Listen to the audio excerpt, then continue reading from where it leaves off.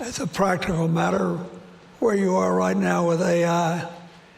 And has there been any obvious downside? And if so, what is it and how should we manage it?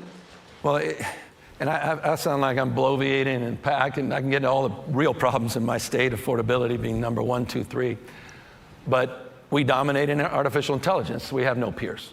32 of the top 50 market cap companies in the globe, are in California. And for obvious reasons.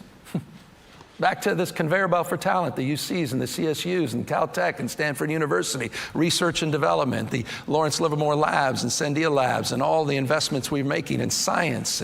And so it's happening there because the human capital's there. It's why, Elon talks a big game about Texas, but all of his folks are in the Bay Area. They're all in California. All those AI folks are there. His global headquarters for R&D is in California, which, by the way, is 18% of the globe's R&D. China, Germany, and California. 18% of the global R&D in the state of California.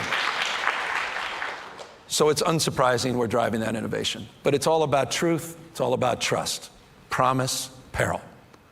And as a consequence of having so much leadership residing in such a concentrated place, California, we have a sense of responsibility and accountability to lead, so we support risk-taking, but not recklessness.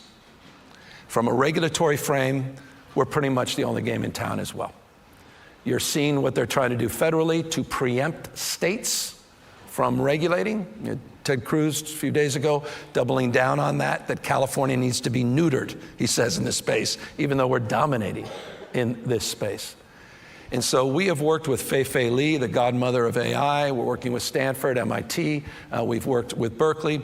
And we put out a comprehensive white paper that really analyzed where we were from a regulatory frame. I've signed dozens of bills in this space, did the first executive order in the country in this space.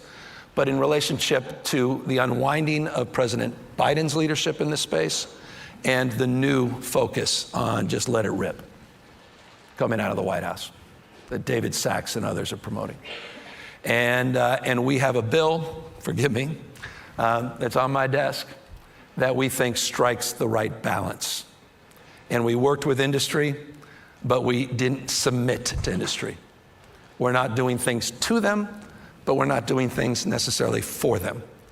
And we're trying to answer that question from a policy perspective and find that right balance where we can continue to dominate in this space, continue to support the ecosystem, at the same time address that peril and the concerns that legitimate people have.